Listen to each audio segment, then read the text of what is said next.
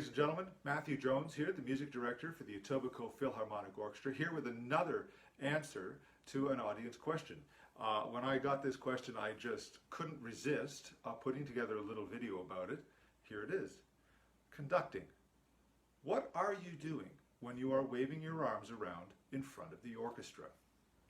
This is, of course, a fundamental question for conductors, and obviously something that I think about a great deal. So what are the key things that a conductor has to be able to do on the podium? Well, first of all, he has to be clear, understood.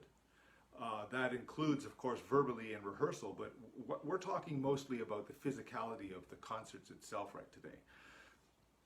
So clear with gesture, so that an orchestra can interpret where the conductor wants to go with an idea, how to play, what tempo to play, what volume to play, all of the elements of that go into the expression of music have to be in the technique and in the clarity of the conductor's stroke. So how do we go about doing that? The fundamentals of conducting are really mimicry, I think. We are trying to mimic what we experience out there in nature all of the time. For example, starting the orchestra, and you perhaps have seen this before online, but it's the throwing of an orange. Now, I couldn't find an orange today, so I'm going to use a lemon. But I think you can predict when I'm going to catch the lemon. Right?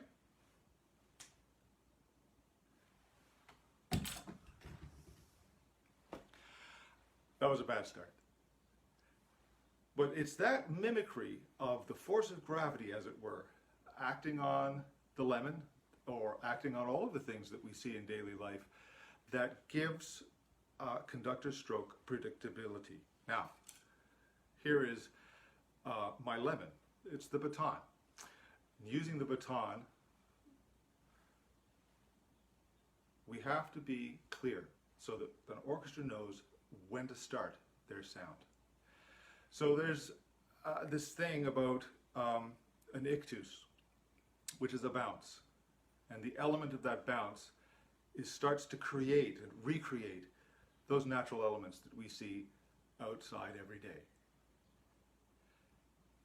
The Japanese call it a tataki, a click or a push, where all this energy goes into that moment where the direction of the stroke reverses from down to up.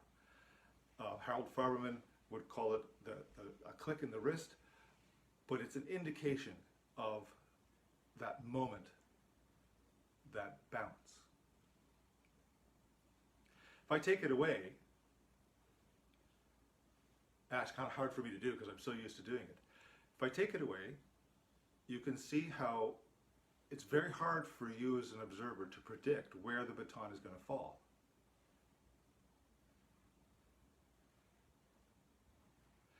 So it brings me to another element of that clarity. With that ictus, we create a plane that is predictable. So I'm going to create my plane here. And every one of those bounces starts in the same place. That's not to say that we can't descend lower than that ictus or present higher than that point, but it's a bass plane. And of course, these special elements where we move to somewhere else are more noticeable, perhaps because they divert from that expectation, still being clear, of course. Great. So tempo becomes one of the next key things. Once you know that you are clear and you can show an orchestra where you want that sound to be presented, then one of the most important decisions the conductor makes is, well, what tempo do we want the piece to be played at? So a fast tempo, of course, versus a slow tempo have to be equally clear. So what's happening there? What's the difference? What is the conductor showing?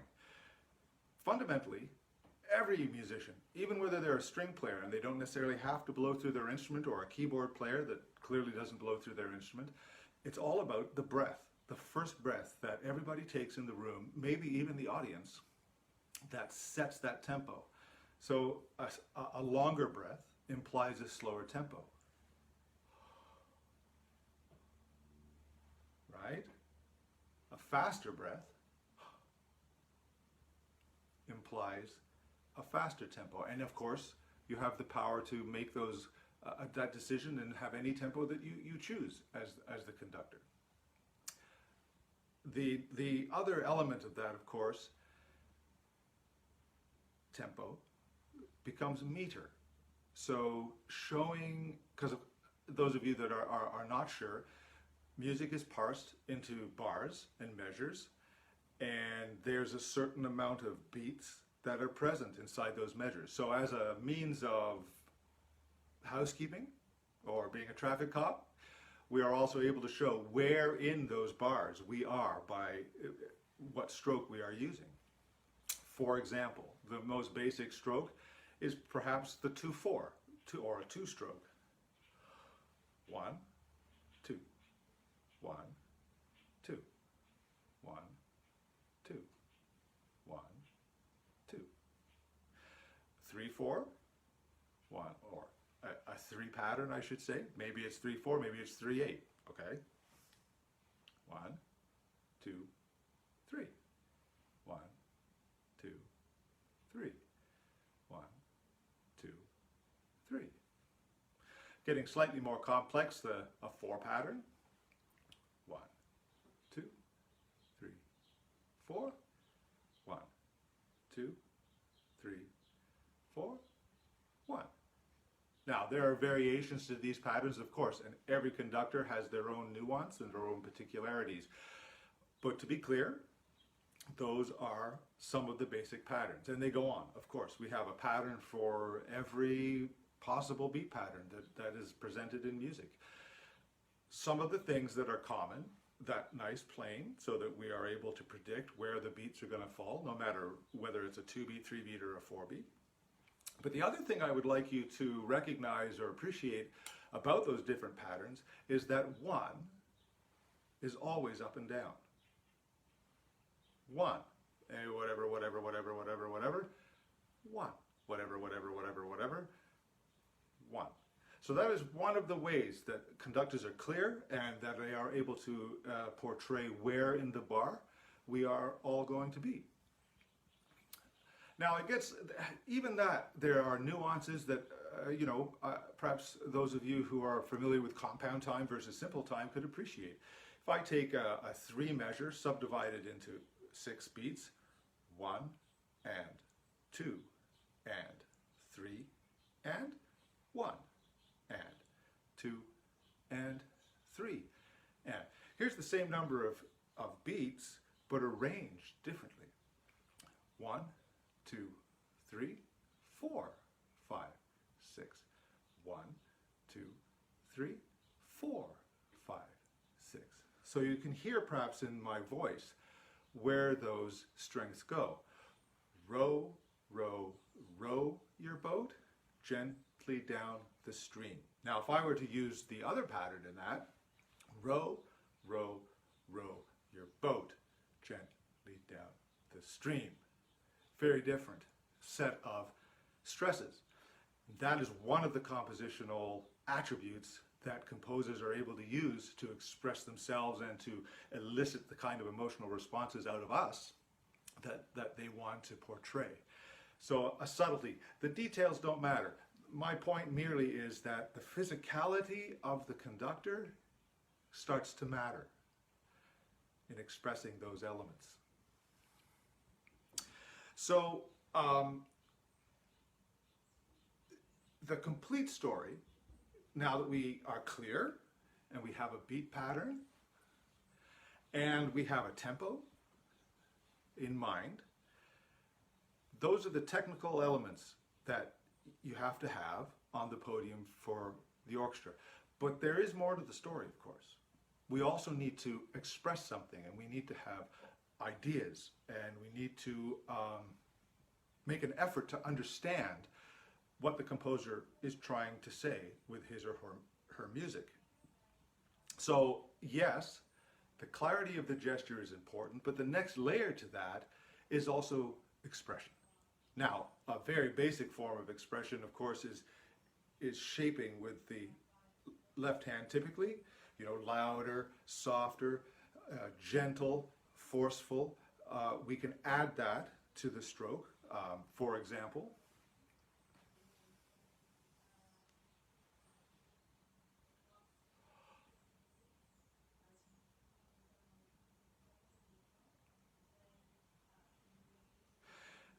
And you'll notice that the beat pattern also changes, but those elements are still there. The plane is still there, the ictus is still there. If that completely disappears, then there is great trust amongst everybody that we all understand where we want to go. And sometimes it's true that there isn't anything to conduct in a piece of music, just it's ether.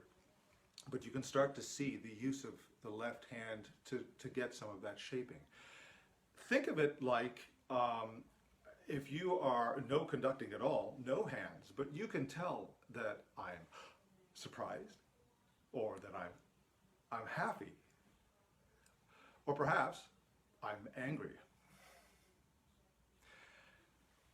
These are things that we can understand as human beings without there being any sound or any words at all.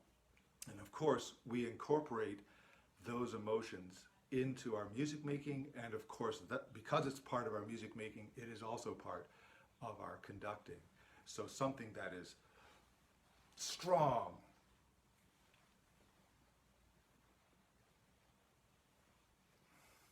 something that is delicate,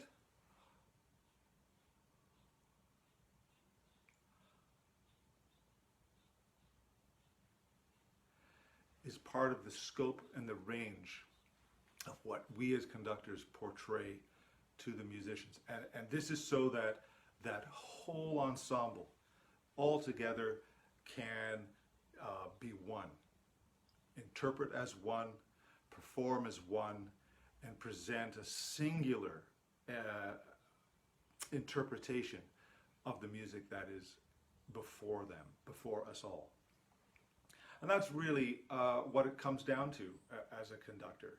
So, you know, it's tragic not to be clear, because, and you can tell because different parts of your orchestra are playing in a different way. But when we have that singular purpose and that it is clear, then in fact the gesture of the conductor becomes less, because yes, this is where we are meant to be. And of course the best orchestras in the world, like the EPO, can play all of their parts and play everything perfectly, probably without a conductor, but not necessarily interpret them as one in that sense and be a singular instrument. And one of my greatest ways of describing an orchestra is that it is indeed an entity that is greater than the sum of its parts. And I believe that that is what makes it so special. And I believe that that is what makes conducting such a great privilege and a pleasure to do.